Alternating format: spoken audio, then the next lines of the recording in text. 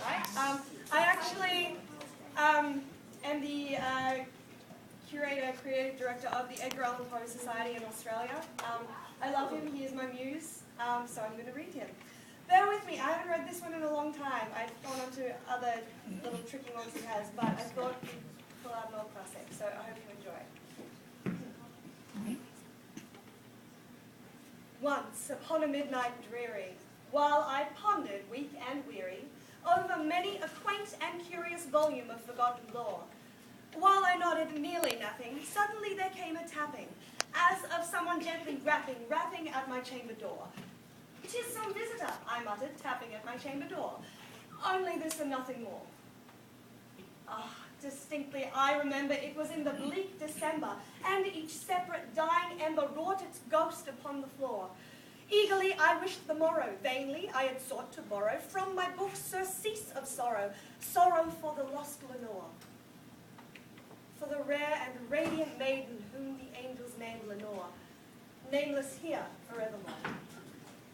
And the silken, sad, uncertain rustling of each purple curtain thrilled me, filled me with fantastic terrors never felt before, so that now, to still the beating of my heart, I stood repeating, "'Tis some visitor entreating entrance at my chamber door. Some late visitor entreating entrance at my chamber door. This it is and nothing more." Presently my soul grew stronger. Hesitating then no longer, "Sir," I said, "or madam, truly your forgiveness I implore.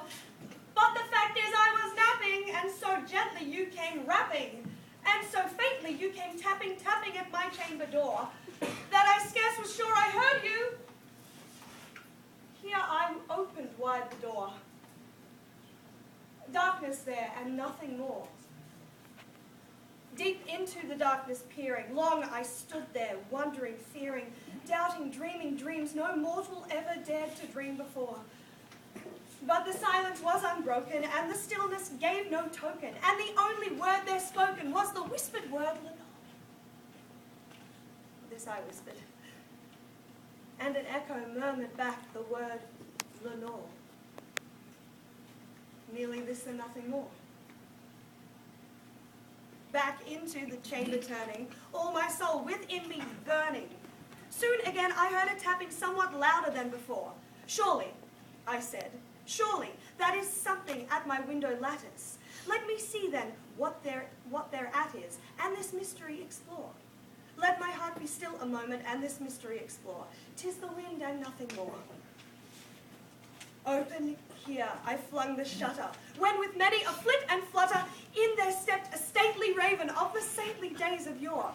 Not the least obeisance made him, not a minute stopped or stayed him, but the mien of lord and lady perched above my chamber door. Perched upon the bust of Pallas just above my chamber door, perched and sat and nothing more. Then this ebony bird beguiling my sad fancy into smiling, by the grave and stern decorum of the countenance it wore. "Though thou crest be shorn and shaven, thou," I said, "art sure no craven. Ghastly, grim, and ancient raven, wandering from the nightly shore, tell me what thy lordly name is on the night's Plutonian shore." Quoth the raven, "Nevermore." But this raven, sitting lonely on the placid bust, spoke only that one word, as if his soul in that one word he did outpour. Nothing farther than he uttered, not a feather then he fluttered, till I scarcely more than muttered, "Other friends have flown before.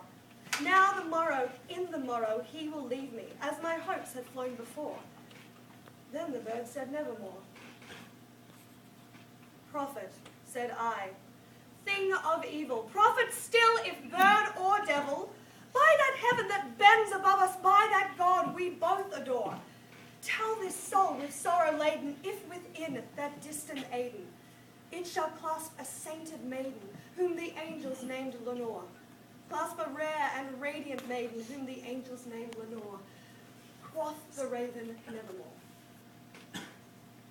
Be that word our sign of parting, bird or fiend, I shrieked upstarting, "Get thee back into the tempest night's Plutonian shore. Leave no black plume as a token of that lie thy soul hath spoken. Leave my loneliness unbroken, quiet and bust above my door. Take thy beat from out my heart, and take thy form from off my door.